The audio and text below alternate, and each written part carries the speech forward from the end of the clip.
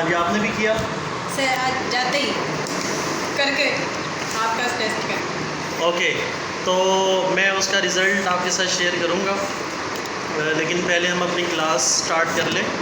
Next test भी open हो चुका है, डोगर यूनिक का टेस्ट नंबर 2, जी सर, तो उसे भी आप अटेम्प्ट करें। तो अब हम चलते हैं अपने नेक्स्ट लेक्चर की तरफ। और हमने अपनी प्रीवियस क्लास में रोमांटिक एज स्टार्ट कर दी थी, तो क्लासिकल एज हमने वाइंड अप की, और क्लासिकल एज के बाद फिर हमने रोमांटिक एज की इम्पोर्टेंट कैरेक्टरिस्टिक्स और उसकी जो हिस्टोरिकल कॉन्टेक्स्ट है उसकी सारी कैरेक्टरिस्टिक्स हमने डिस्कस की। और आज फिर हम आगे रोमांटिक पोइट्री स्टार्ट करेंगे। तो कोई प्रीवियस लेक्चर में कोई क्वेश्चन हो तो आप, कोई क्वेश्चन है तो पूछ लें आप, वरना फिर हम आगे अपनी एज को स्टार्ट करें। Is there any question? No sir all clear. हाँ जी, बाकी लोगों को आवाज़ आ रही है? चलिए माइक कितने है? सही माइक कितने का है जो किया आपने? ये बहुत महंगे हैं। बता Okay. दें सर, हमने भी लेना है। चले, मैं क्लास के बाद आपको बता देता हूँ। ठीक है सर। नेक्स्ट है जी poets of romantic age. Romantic age के पोइट्स कौन से हैं? जैसे कि मैंने कल बताया, रोमांटिक एज को, पोइट्स को, पोइट्री को 3 पार्ट्स में डिवाइड करते हैं। सबसे पहले हैं the Lake poets, the Scott group, और उसके बाद है द यंग ग्रुप। तो रोमांटिक पोइट्री बहुत इम्पोर्टेंट पोइट्री है। रोमांटिक एज में डोमिनेंट जॉनरा भी पोइट्री ही है, और रोमांटिक एज बहुत पॉपुलर एज है, लाइक वर्ड्सवर्थ, शैले, कॉलरिज, आपने इनके नाम पहले भी सुने हुए हैं। तो ये बहुत पॉपुलर पोइट्स हैं in history of English literature. तो रोमांटिक पोइट्री को हम 3 पार्ट्स में डिवाइड करते हैं। पहले नंबर पे है द लेक पोइट्स, फिर द स्कॉट ग्रुप, और उसके बाद है द यंग ग्रुप। तो पहले नंबर पे है द लेक ग्रुप। इनको लेक ग्रुप क्यों कहा जाता है? क्योंकि ये एक इलाका था, लेक डिस्ट्रिक्ट, ये वहाँ रहते थे, इसलिए उस एरिया की बेस पे इनको द लेक ग्रुप कहा जाता है। They worked in close cooperation. इसमें जो पोइट्स हैं इन्होंने एक साथ मिलके काम किया। Their lives were spend partly in lake district, और इन्होंने अपनी लाइफ का कुछ हिस्सा लेक डिस्ट्रिक्ट में गुजारा। Only Wordsworth was born there, लेकिन ये लेक डिस्ट्रिक्ट वर्ड्सवर्थ का आबाई इलाका था, ये इसका होम टाउन था। सर ये एज कौन सी है? कौन सी एज है? क्लासिकल एज है। ये एंग्लो नॉर्मन एज है।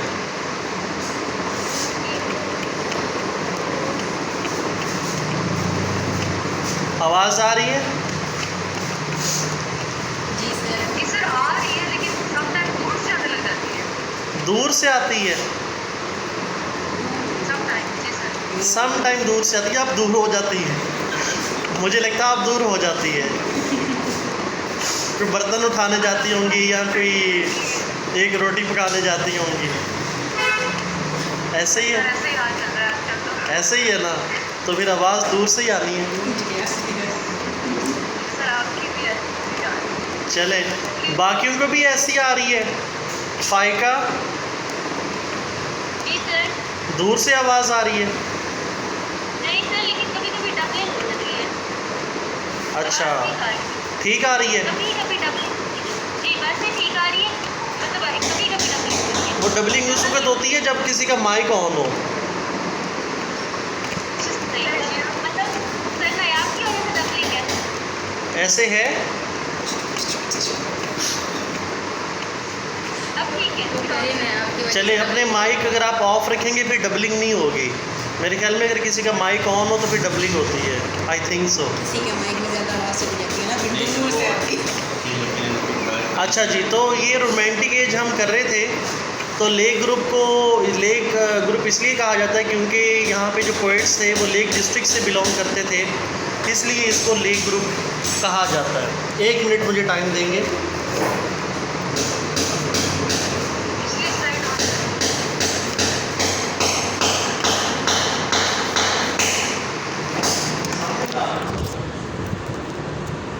और फ्रेंडशिप, ये लेक ग्रुप में जितने भी पोइट्स थे ये आपस में एक दूसरे के साथ दोस्त थे, जैसे कि वर्ड्सवर्थ, कॉलरिज और सदे, ये सारे आपस में दोस्त थे।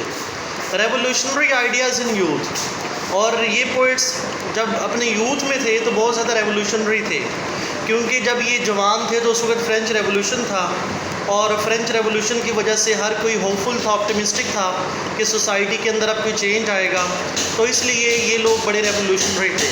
लेकिन जब फ्रेंच रेवोल्यूशन ख़त्म हुआ तो फ्रेंच रेवोल्यूशन के ख़त्म होने के बाद ये सारे डिप्रेस हो गए, क्योंकि फ्रेंच रेवोल्यूशन के जो मेन गोल्स थे वो पूरे नहीं हो सके, इसलिए ये डिप्रेस हो गए। और ले ग्रुप में वर्ड्सवर्थ हैं, कॉलरिज हैं और सदे हैं, तो ये 3 मेजर पोइट्स ले ग्रुप के अंदर शामिल हैं।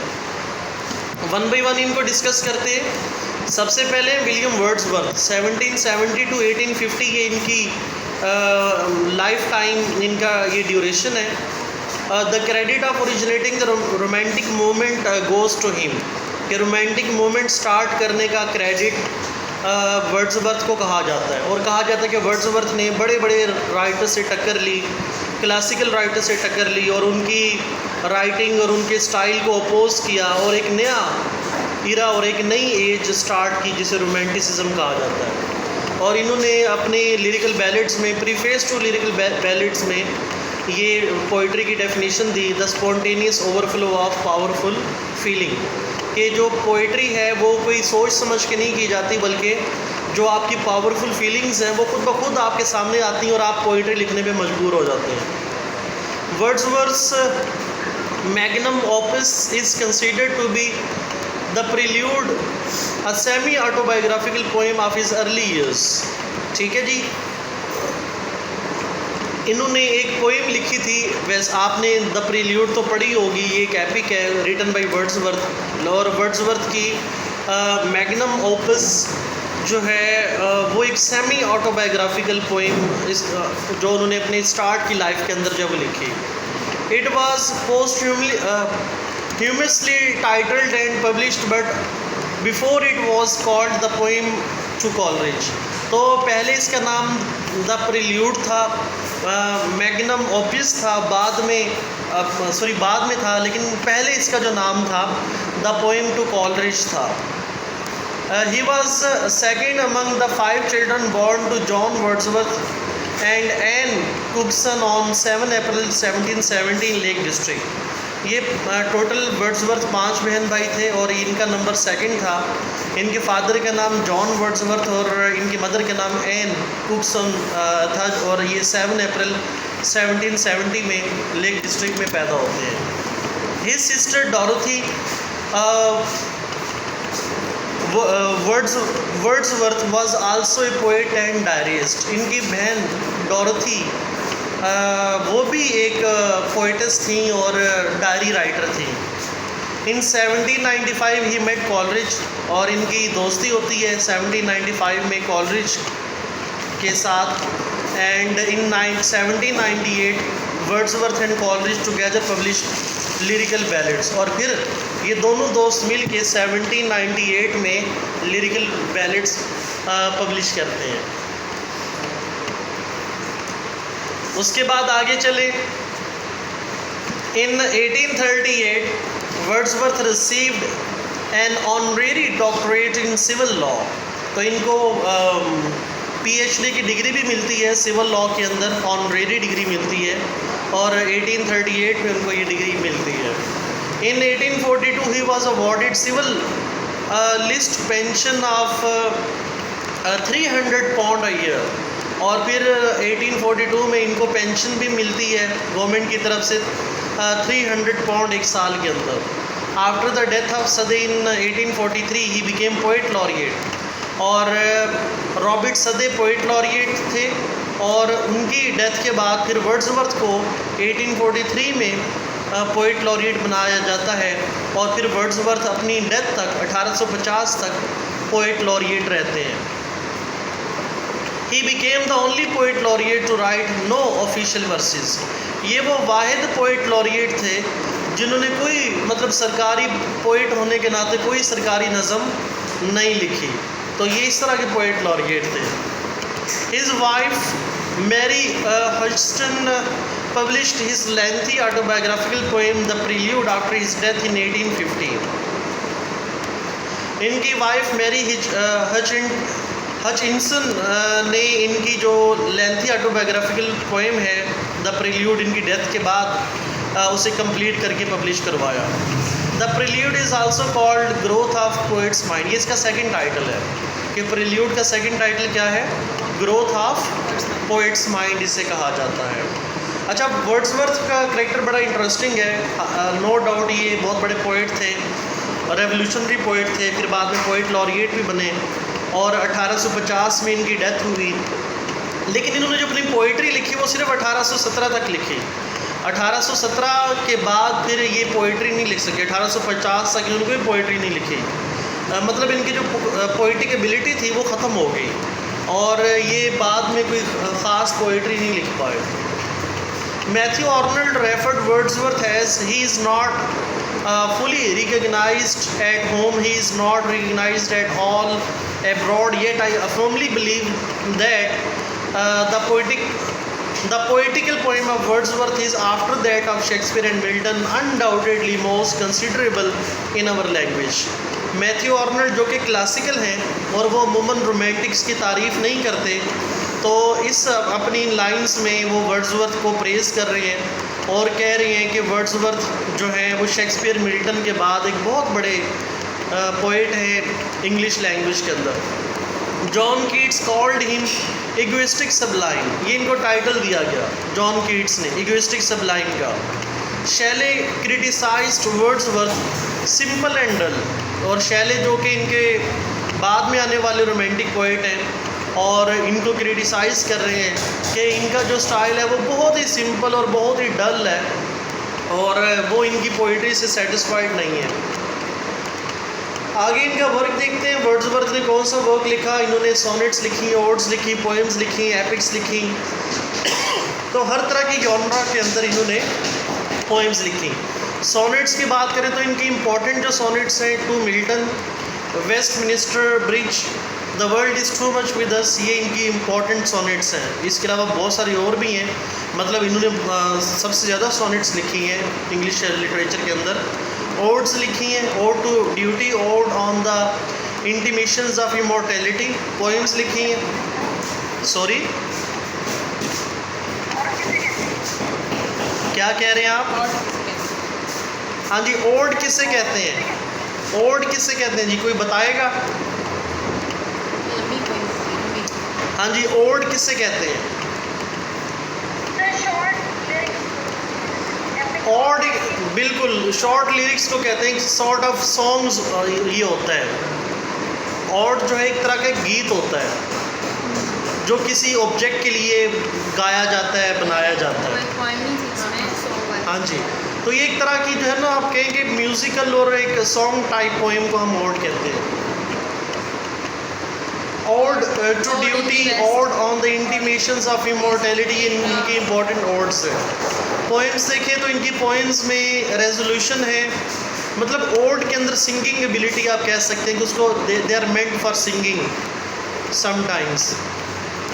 पोएम्स में रेजोल्यूशन है, इंडिपेंडेंस है, यो ट्रीज है, द सिम्टन पास है, टिंटन एबे है, ये इनकी इम्पॉर्टेंट पोएम्स हैं। और ये नीचे इनकी एपिक्स हैं, द प्रील्यूड ये एपिक है, द एक्सकर्शन एपिक है, द रिक्लूज ये भी एपिक है। और टेनिसन ने इनके बारे में क्या कहा, अटेड नथिंग बेस, क्योंकि काम की बात अपनी पोइट्री में इन्होंने लिखी, क्योंकि टेनिसन भी क्लासिकल हैं, इनके बाद में आते हैं और इसलिए जो है वो इनको थोड़ा सा क्रिटिसाइज़ करें। तो वर्ड्सवर्थ को बहुत सारे लोगों ने क्रिटिसाइज़ किया, लेकिन बहुत ज़्यादा लोगों ने इनको प्रेज़ भी किया है वर्ड्सवर्थ को। तो ये तो थे वर्ड्सवर्थ। आगे चलते हैं, नेक्स्ट है जी S T. Coleridge, Samuel Taylor Coleridge, 1772 to 1834। He was one among lake poets. This term was coined by Francis Jeffrey in 1817. ये भी लेक पोइट्स का हिस्सा थे और इनको लेक पोइट का ये जो टर्म है ये किसने दी थी? फ्रांसिस जेफरी ने 1817 में ये टर्म दी थी।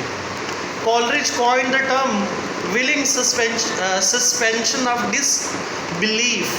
ये इनकी थ्योरी भी है कॉलरिज की उन्होंने ये टर्म भी दी, willing suspension of disbelief.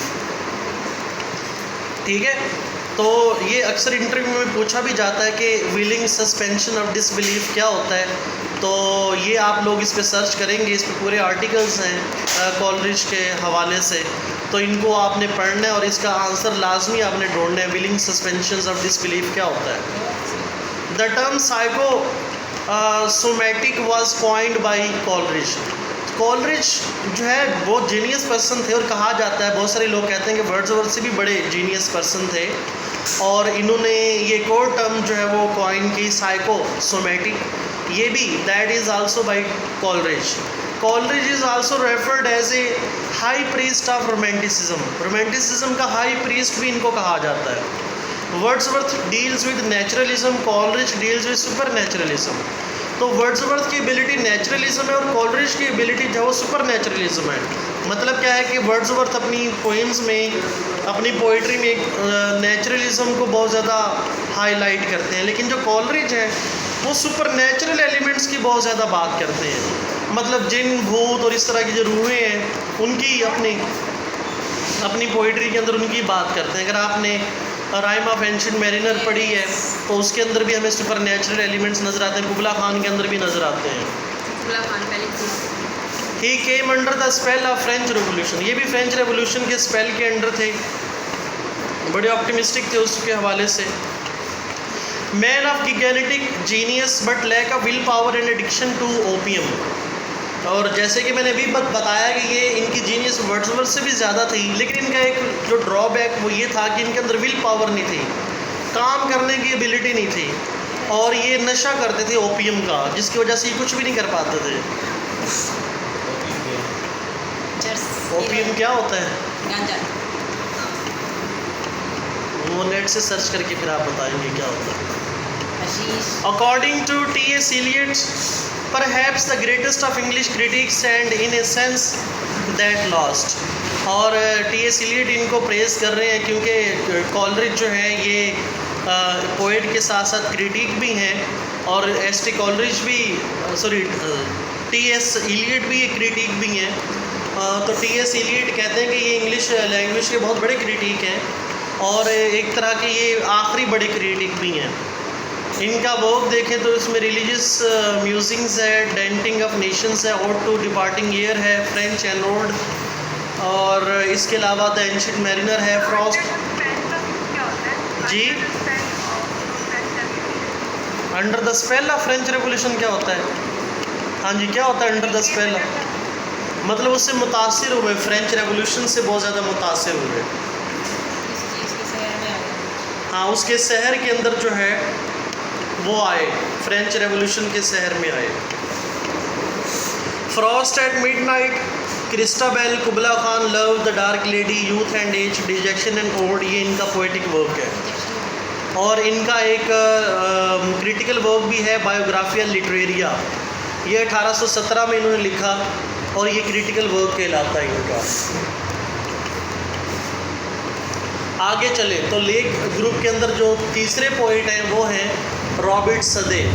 Robert Southey देखें, his achievement as poet is not much, wrote better prose than poetry, life of Nelson, ये इनका प्रोज वर्क है। तो रॉबर्ट सदे जो हैं ये मतलब हैं तो पोइट, लेकिन इतनी ज़्यादा इनको पॉपुलैरिटी नहीं मिली जितनी वर्ड्सवर्थ और कॉलरिज को मिली। बिकेम पोइट लॉरिएट इन 1813, 1813 में ये पोइट लॉरिएट बने, और वर्ड्सवर्थ बिकेम इन 1843 आफ्टर हिज डेथ, और 1843 में वर्ड्सवर्थ पोइट लॉरिएट बनते हैं इनकी डेथ के बाद। तो इस तरह यहाँ पे ये लेक ग्रुप जो है वो ख़त्म हो जाता है। आगे चले तो आगे सेकंड ग्रुप है पोइट्री के अंदर, और वो है द स्कॉट ग्रुप। और स्कॉट ग्रुप के अंदर जो मेजर पोइट हैं वो हैं sir Walter Scott. Walter Scott he was the first to make romantic poetry popular among the masses, कि इन्होंने रोमांटिक पोइट्री को आवाम के अंदर पॉपुलराइज़ किया, मशहूर किया फर्स्ट टाइम। लेकिन इनकी जो जीनियस है, पोइटिक जीनियस है, वो इतनी हाई नहीं है जितनी कि वर्ड्सवर्थ हो। कॉलरिज की पोइटिक जीनियस हाई है, लेकिन इनका जो इम्पोर्टेंट वर्क है वो है Marmion, lady of the lake, the lady of the last minstrel, Rokeby, the lord of isles, ये इनका इम्पॉर्टेंट वर्क है। After 1815 Scott wrote little poetry and turn to prose romance in the form of historical novels. 1815 के बाद Scott ने poetry लिखना छोड़ दी, कम लिखी, और मतलब हिस्टोरिकल नॉवेल्स लिखना स्टार्ट कर दिए। नॉवल की एक टाइप है हिस्टोरिकल नॉवेल्स, उसको स्टार्ट करने का क्रेडिट जो है वो सर वॉल्टर स्कॉट को जाता है। बेसिकली ये स्कॉटलैंड के थे, और ये जो स्कॉटलैंड और जो इंग्लैंड की जो बॉर्डर लाइन पे जो लोग रहते थे उनकी लाइफ इन्होंने अपने हिस्टोरिकल नॉवेल्स के अंदर उनकी लाइफ को बताया। तो ये भी लॉरिएट थे? नहीं, ये पोइट लॉरिएट नहीं थे। मैंने कहा ये भी मेल। नहीं, ये नहीं थे। इसके सर वॉल्टर स्कॉट के अलावा जो बाकी जो दो पोइट्स इनके ग्रुप में हैं वो थॉमस कैम्पबेल और थॉमस मोर हैं। सब सो रहा है।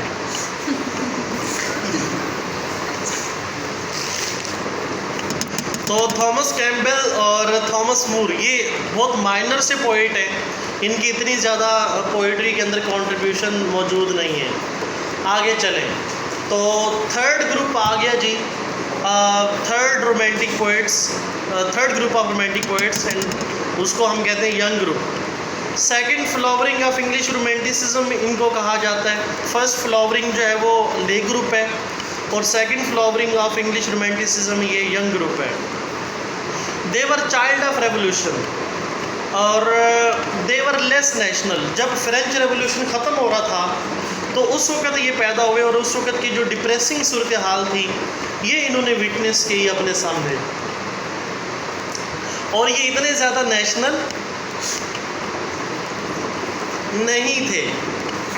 मतलब क्या है कि जैसे कि फ्रेंच रेवोल्यूशन नाकाम हो गई और उसके बाद इंग्लैंड की और फ्रांस की आपस में जंग स्टार्ट हो जाती है, नेपोलियन स्टार्ट करता है, और जो बादशाहों की जो पॉलिसीज़ थी उनसे डिप्रेस हो के इनके अंदर इतनी ज़्यादा नेशनलिज्म नहीं थी, मतलब अपनी नेशन को इतना ज़्यादा अच्छा नहीं समझते थे।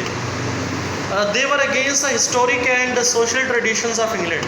और ये जो लोग थे ये खुद ही अपनी ही कंट्री की जो हिस्टोरिक और सोशल ट्रेडिशंस है उसको क्रिटिसाइज़ करते रहते थे। Byron and Shelley live their best years and wrote and produced best poetry in Italy. और ये इतने ज़्यादा क्रिटिकल थे, इतने ज़्यादा जो है वो अपनी नेशन, अपने बादशाहों और अपनी कौम के ख़िलाफ़ लिखते थे कि इनको इवन मुल्क से निकाल दिया गया। और बायरन और शैले ने जो अपनी अच्छी पोइट्री है वो फिर इटली में जाके लिखी, मतलब अपने कंट्री से इनको निकाल दिया गया। फिर भी लिखता रहा। हाँ जी।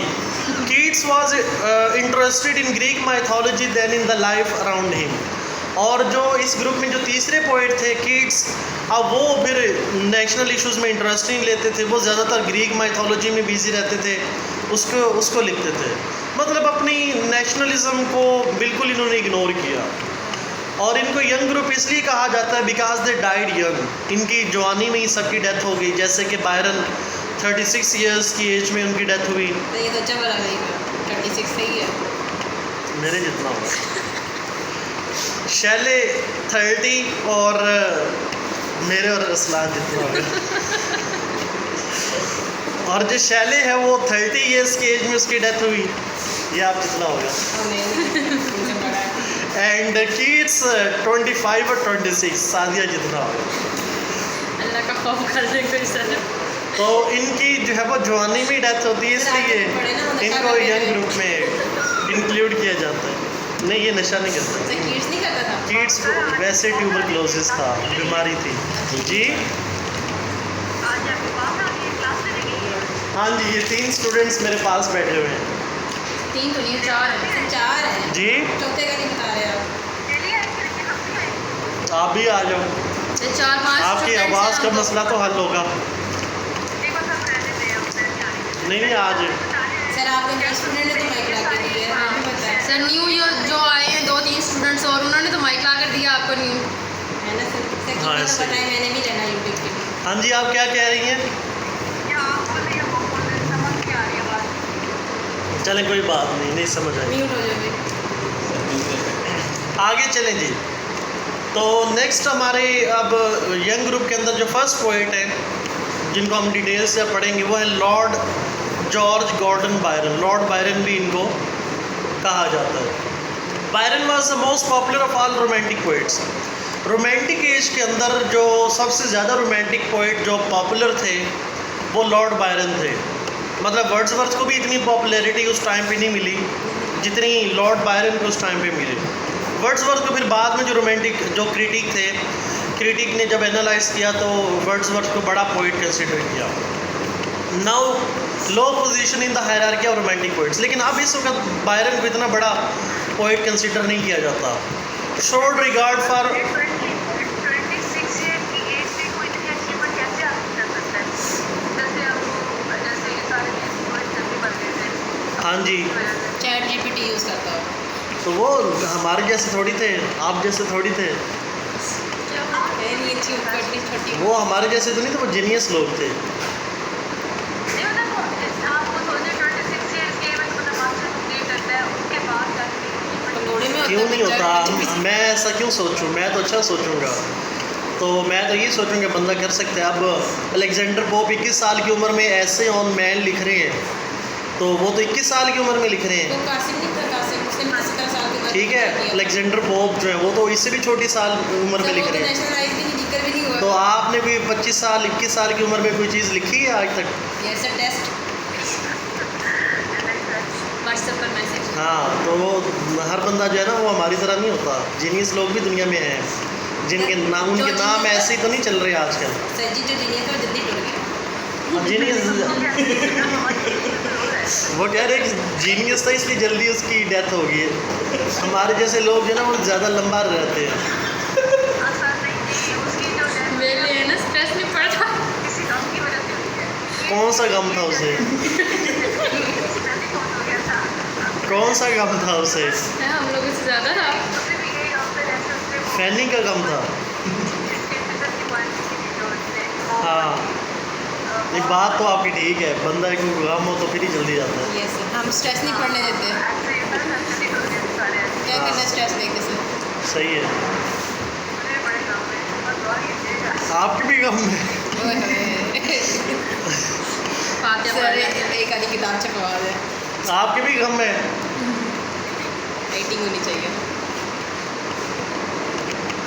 आवाज़ से। अब आवाज़ चली गई, चले कोई बात नहीं। हाँ जी, साथ पार्टी भी हो रही है साथ साथ। सर वो तो दिख बताएं माइक कितने का लिया है। सर माइक कितने का लिया? माइक की प्राइस तो आप भी आए पार्टी करें। सर हाँ ठीक है, आ जाएंगे।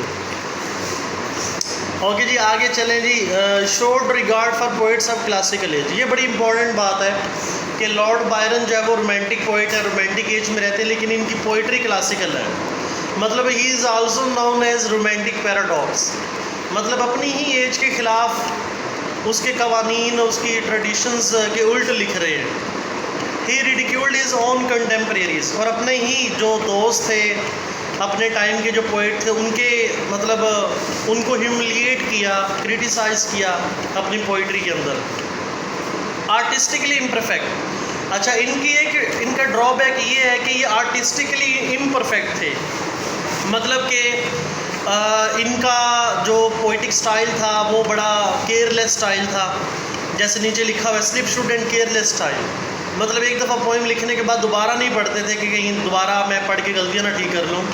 और ऐसे ही जो है वो बगैर पढ़े पेपर दिया फर्स्ट ड्राफ्ट ही पब्लिश करवा देते थे, जिसकी वजह से इनकी पोइट्री के अंदर बहुत सारे जो ड्रॉबैक्स हैं, बहुत सारी जो मिस्टेक्स हैं, वो विद मिस्टेक्स पब्लिश हो जाते थे। तो इसलिए इनको आर्टिस्टिकली इम्परफेक्ट कहा जाता है। सीपीयू का पेपर। रोमांटिक पैराडॉक्स भी कहा जाता है। वही रोमांटिक पैराडॉक्स उसको कहते हैं कि जैसे कि जो बंदा उल्ट काम करे, कि ये रोमांटिक है, रोमांटिक एज में इंक्लूडेड है, और लेकिन लिख जो है वो क्लासिकल वे में रहे हैं, इसलिए इनको रोमांटिक पैराडॉक्स कहा जाता है। बायरन रोड, इनका बड़ा एक फेमस कोटेशन है अपने बारे में, I woke and found myself famous. ये एक लाइन इसमें ऊपर मिसिंग है कि I woke one morning and found myself famous, कि मैं एक सुबह उठा सब्सक्राइबर आ गया और मिलियन सब्सक्राइबर्स। मैंने अपने आप को जो है वो मशहूर पाया। मतलब ये मशहूर हो गए अपने टाइम में बहुत ज़्यादा। After publication of first 2 cantos of Childe Harold pilgrimage in 1812, मतलब जब इन्होंने चाइल्ड हेरल्ड पिलग्रिमेज लिखा 1812 में, तो उसके जो फर्स्ट 2 कैंटोज हैं उनकी पब्लिकेशन से ये मशहूर हो गए, फेमस हो गए। जी, इनका वर्क है जी चाइल्ड हेरल्ड पिलग्रिमेज, ये बड़ा फेमस इनका वर्क है। बेपो डॉन जॉन, ये कुछ इनकी फेमस पोएम्स कंसीडर की जाती हैं। आगे चलें जी, सेकंड पोइट है पीबी शैले, 1792 से लेकर 1822, 1822। कॉल आ रही है, हाल है कहाँ पे आ रही है? सर, वो उसके अंदर। Okay, P B Shelley second poet है यंग ग्रुप के, and he is known as revolutionary idealist. ये बहुत ज़्यादा रेवोल्यूशनरी पोइट कहा जाता है इनको, और अक्सर पूछा जाता है कि कौन से रोमांटिक पोइट हैं जो बड़े रेवोल्यूशनरी हैं। तो शैले जो है वो बड़े रेवोल्यूशनरी पोइट है, इसी वजह से इनको फिर मुल्क बदल कर दिया गया। और हाँ जी, इनको profit of hope and faith भी कहा जाता है, मतलब ये बहुत ही ऑप्टिमिस्टिक पोइट है, और इनका मतलब गोल्डन टाइम पे बड़ा फेथ है कि अच्छा टाइम आएगा। Demanded golden age, prophecy of new age, कि इन्होंने कहा कि नया टाइम आएगा, चेंज आएगा। हाँ जी, he came under the influence of William Godwin's political justice. William Godwin's है और उनका एक वर्क है पॉलिटिकल जस्टिस, उससे ये बड़े इम्प्रेस थे। William Godwin was the father in law of PB Shelley, और ये बेसिकली उनके ससुर थे। तो मतलब पीबी शैले जब अपने ससुर से बहुत इम्प्रेस थे।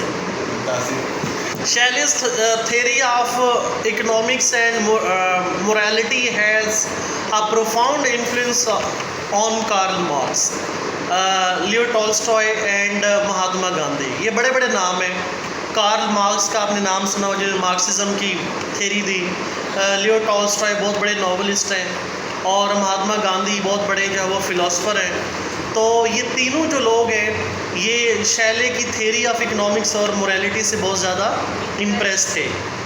ही वॉज अगेंस्ट अथॉरिटीज़, और ये अथॉरिटीज़ के ख़िलाफ़ थे, और अथॉरिटीज़ के ख़िलाफ़ इन्होंने लिखा, जिसकी वजह से फिर ये निकाल दिया गया। His first publication was a gothic novel Zastrozzi a romance in 1810। तो जेस्ट रोज़ी या रोमांस ये इन्होंने मतलब 1810 में लिखा, और ये इनकी पहली पब्लिकेशन थी। अभी हम आगे नावल पढ़ेंगे, उसमें नावल की कैटेगरी है गोथिक नावल, तो वो उसमें आएगा। गोथिक नावल से मुराद या गोथिक एक ऐसी चीज़ होती है जिसमें हॉरिबल एलिमेंट्स हो, हाँ, जिन भूत और इस तरह की जो ड्राउनी चीज़ें होती हैं उन्हें गोथिक, हाँ वही सुपर नेचुरल एलिमेंट जिन्हें हम कहते हैं। किसको बता रही है? भूत को बता रहा हूँ। उसके बारे में बता रही है? हाँ जी, सात कब्रिस्तान है ना, वहाँ से आवाज़ आ रही है। ओके जी। Shelley dedicated is the revolt of Islam to Mary Shelley. इनकी बीवी है मैरी शैले, और वो भी एक बहुत बड़ी राइटर हैं, वो नॉवलिस्ट हैं, और इन्होंने जो अपना work the revolt of Islam लिखा वो अपनी वाइफ को डेडिकेट किया। Shelley's death came in 1822 by drowning while sailing across the bay of Spezia. तो ये कश्ती में सफ़र कर रहे थे, और ये डूब के जो है वो 1822 में इनकी डेथ हो गई। और इनका वर्क है क्वीन मैब, जो फेमस वर्क है queen Mab, revolt of Islam, Ozymandias, और to the west wind, cloud and skylark, ये इनका फेमस वर्क है।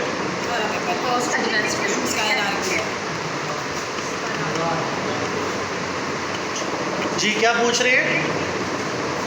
ये जो आपने लिख के लाए थे, फीमेल की है, मेल की है? ये शैले की है। अच्छा, ऐसा था। 1 मिनट में आ रहा हूँ। से न्यू स्टूडेंट्स बुला रहे हैं।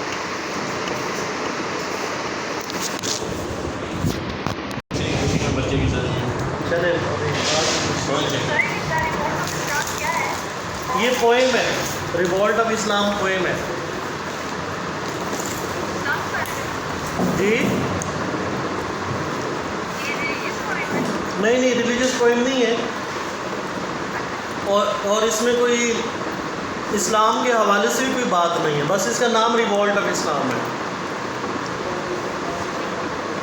ये भी एक लंबी डिबेट है कि एक ऐसे पोइम जिसमें इस्लाम का कोई जिक्र भी नहीं है लेकिन उसका नाम रिवॉल्ट ऑफ इस्लाम रखा, तो इस पर क्रिटिक्स ने कुछ तनकीद भी की। वो फिर कभी हम इसको डिस्कस करेंगे कि इसको ऐसा क्यों किया गया। आगे चले जी, जॉन कीट्स यंग ग्रुप में सबसे ज़्यादा पॉपुलर होने वाले और एक बहुत बड़े पोइट जो कि 1795 में पैदा होते हैं और 1821 में इनकी डेथ हो जाती है। He devoted himself entirely to the worship of beauty and writing poetry.